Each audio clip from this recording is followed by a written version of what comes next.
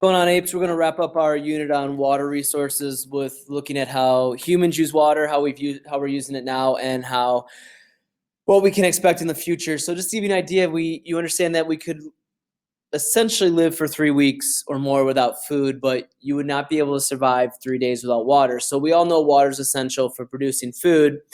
In fact, 70% of the world's freshwater consumption is used for agriculture, with the rest being split between industrial and household uses. But we're going to look at also how this varies from country to country. We're also going to see how, and we've already looked at essentially, is availability changes from country to country as well.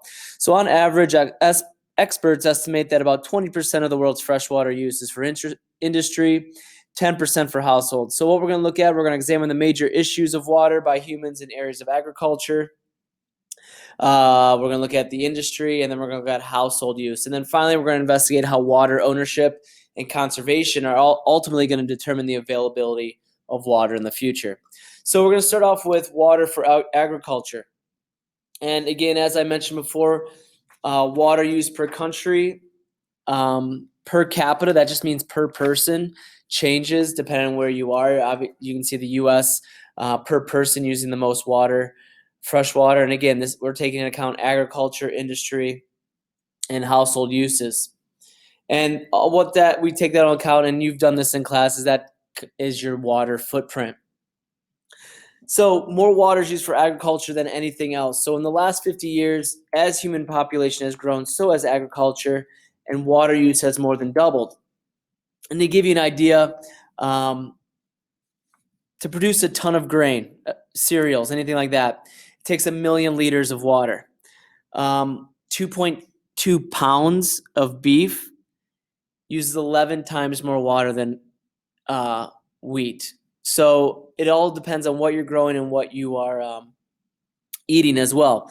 And another thing to point out is that India, China, the United States, and Pakistan account for more than half of the irrigated land in the world, with the U.S. using 1/3 of their water for irrigation. So let's look at types of irrigation. Some are good and some are even better than others. The first one is furrow. All a furrow is it's a little ditch dug alongside the whatever you're growing here. And what they do is they fill those trenches or those ditches with water. It's easy, it's inexpensive. 35% of it is lost to evaporation or runoff, so it's 65% efficient. And again, what allows this to happen is that water goes through those furrows. The water then seeps into the ground, providing moisture for those roots. Another one, this is quite self-explanatory.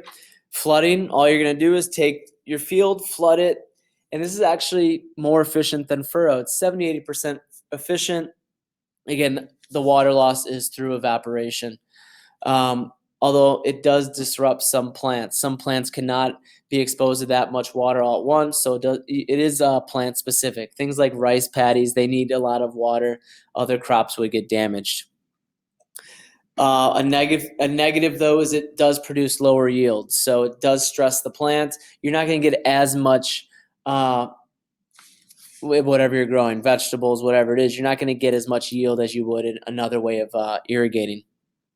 The great thing about these types of irrigation is that they're self-explanatory. So spraying water across the field is quite more efficient than you may think. So again, you're getting this water out of a well or a nearby water source. You're just spraying the entire field. It is expensive. You do need to purchase that equipment. It does use a fair amount of energy.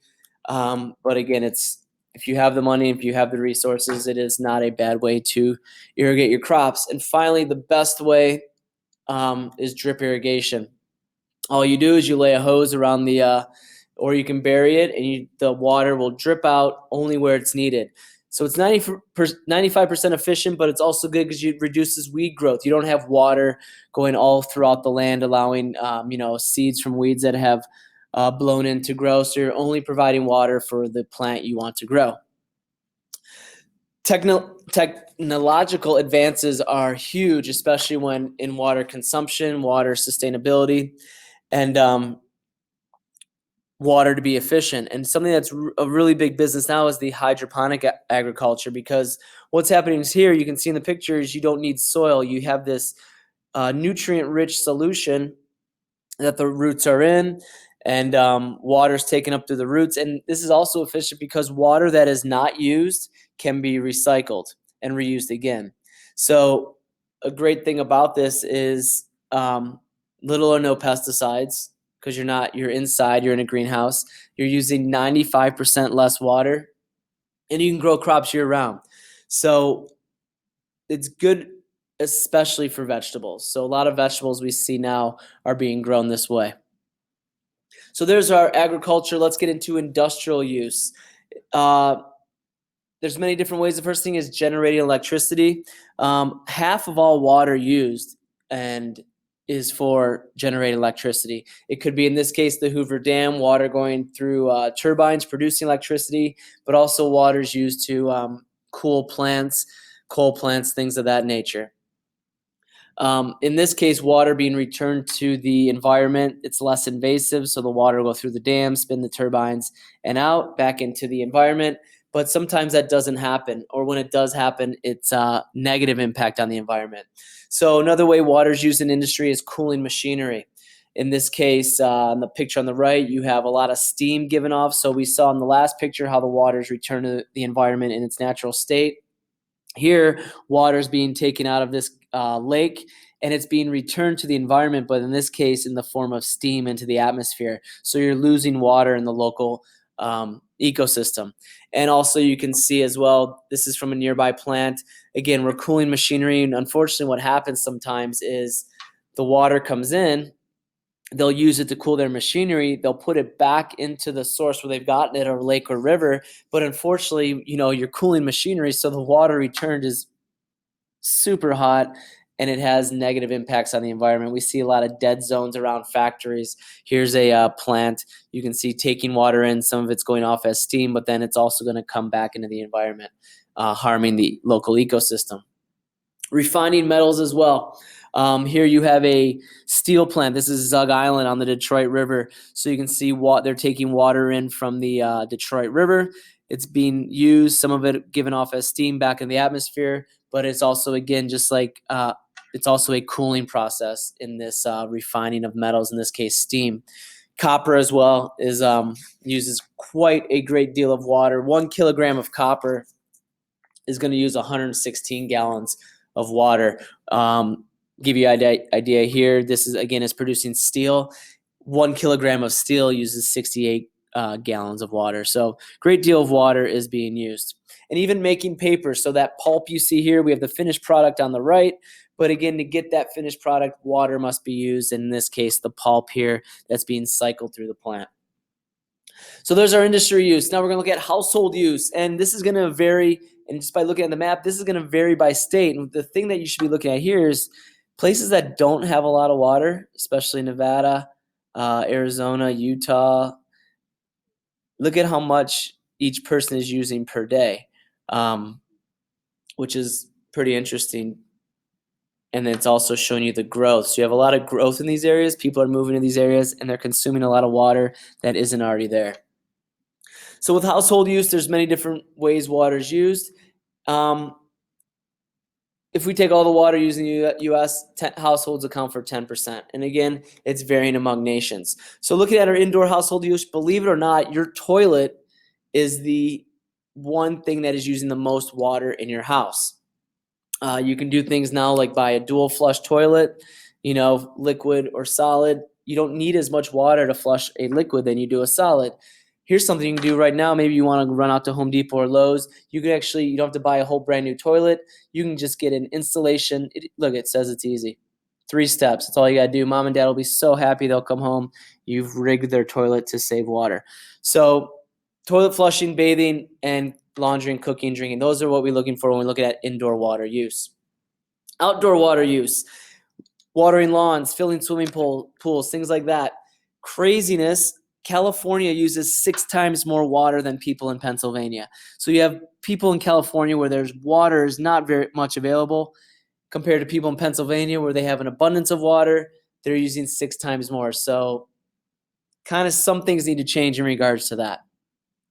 Looking at our drinking water, important to point out that 15% of the world's population lacks access to clean drinking water. You and I take it for granted. We can just turn on a faucet.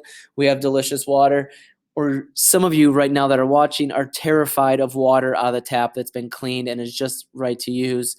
It has to be Fiji. It has to be smart, which I don't think is very smart. Anyway, so 1.8 million people die each year because of not having access to clean water. And unfortunately, 90% of those people are under the age of 5. So they're dying of these diarrheal diseases like cholera. And all you have to do is have clean water and we won't have these deaths. So something to think about. We've looked at how we're using water. Now, what's going to happen in the future? Looking at this map, you can see there's a lot more dark red and orange than there is green. That's areas of stress. So it's going to happen. It's something we're going to have to deal with, and hopefully we can figure out a way to live sustainably and have this water. So before we move on, it's important you know there's 3 major types of water when we're talking about this. The water you turn on in your shower, your faucet, your tap, that is clear water. It's been cleaned. It's good for use. Gray water is that water that's going down your toilet, down the sink, in your washing machines. We'll see here in a little bit. You can actually use that again. And then that black water, I shouldn't have said toilet for gray water. My bad. I was talking about water in, again, your bathroom, like your shower. Toxic, or I should say black water, is what's going down in your kitchen drains, your toilets, and your dishwashers.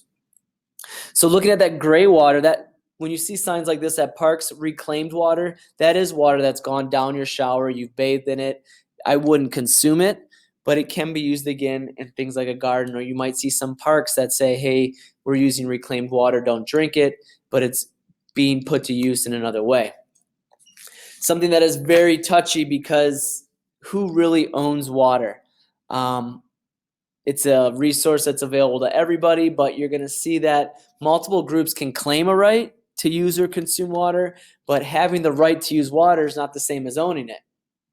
You and I all deserve clean water coming to our home, but again, we're not the ones that own it. And we see that priorities are set by local and state governments. For example, California promises specific amounts of water for cities, suburbs, farmers, and fish, but promises can exceed the actual amount available, which has resulted in many conflicts, which we'll look at. And just a quick commercial, if you have Netflix, I suggest you checking this out. It's called Water and Power. You'll see how the people who own the water are limiting access to people who deserve water. So quite interesting. It's less than an hour. Check it out if you have time. So mentioning conflicts, all over the world this is happening. India and Bangladesh have been disputing water for a long time. The source of the water is coming from the mountains in India, the Himalayas, and that water will flow through India and it'll end up in Bangladesh. And who owns that water? The water is flowing through India, but it goes to Bangladesh. So Bangladesh has relied on this water for centuries, but you see now India damming the water. So the water sometimes won't make it to Bangladesh. So there's a dispute there. This was only a 6-day war in 1967, but the Arab-Israeli war could have been, they believe actually, the major dispute wasn't because of water, but because water was scarce, the dispute heightened and led to this war. So as population increases, we're going to see more conflicts increasing, not because of oil, but because of access to water. So what can we do? Conserve water. It's a finite resource. It's going to run out. It's not unlimited. We can make improvements in technology. We saw drip irrigation, but there's some technology out there to make water use more efficient and even to live sustainably. So for example, looking at technology and efficiency, pre-80s, every time you flushed a toilet, you're looking at over 5 gallons of water per flush. Didn't matter if you went number 1, number 2, 5 gallons of water was just getting flushed down the toilet. It was in the 1980s that the U.S. said, okay, the largest amount of water that can be going down the toilet is 1.6 gallons. And to give you an idea of how behind the times the U.S. was, in the 1980s, Australia had already established dual flush toilets. We've talked about those. You hit the button if it's a liquid or the double if it's a solid. So we can save money and efficiency based on our faucets and buying efficient washers and washers, shower heads, toilets, and things of that nature. Going on more with technology, there's developing things now, like if there's a water leak underground, sometimes it could take years, maybe an entire road has to wash out before they realize, oh, we had a water leak underground. Now with technology, once a leak happens, you're notified and you can fix that leak before, one, losing a ton of water and also washing out roads and homes and things of that nature. Conservation is essential. Las Vegas has been awesome at this. You may have heard that the Southern Nevada Water Authority, there's a rebate program for if you take your home, you get rid of the lawn and you put xeriscape plants that are native here that use limited water. Even if you go and purchase a pool cover today, you can get a good chunk of money just for saving water. You'll be amazed at how much water evaporates from your pool. Other places like in the Northeast, the Midwest, there's these things called rain barrels that are pretty awesome. It rains, you just store them in these barrels. And again, you have irrigation for your lawn, for your garden, whatever it is. Something that's getting pretty sketchy now is now people are starting to sue over rain barrels, saying some states aren't allowing rain barrels, saying you can't hold on to the water, which could be some legal fights, but it's kind of scary that you could even think about not allowing people to store rainwater. We're going to end on a positive today. This is water withdrawal in the U.S., and you can see it was going nuts from the 1950s to the 1980s because of population increasing, but then it leveled out. That's not because there's less people. There's even more people today than we have in 1980, but because water use has been steady due to water efficient technology, we're at a good spot. So, the past, in this case, 25 years, it's been steady. It's been still going like that. So we need people like you to live sustainably, conserve water, tell your parents, get a new toilet, all those fun things. So that wraps up the unit on water. Good message here. Just get your head out of your grass. Not only for watering, but probably a good motto to live by. See ya.